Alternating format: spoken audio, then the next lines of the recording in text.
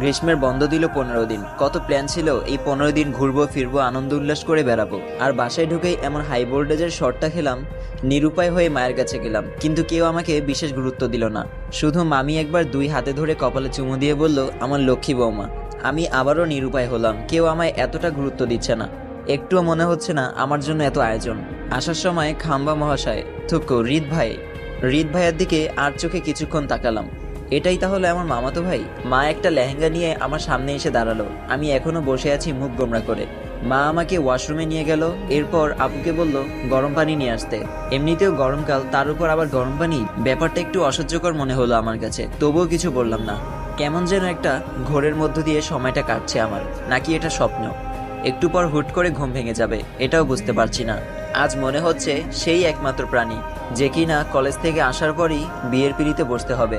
মা আমাকে গোসল করিয়ে দিচ্ছে খুব যত্ন করে।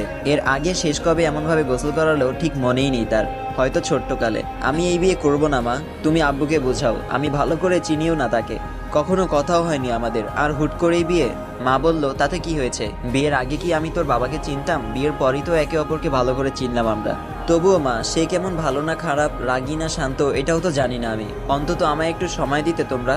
মা বলল, ওসব নিয়ে তোকে ভাবতে হবে না। হৃদ খুব ভালো ছেলে, যথেষ্ট ঠান্ডা মাথার ছেলে।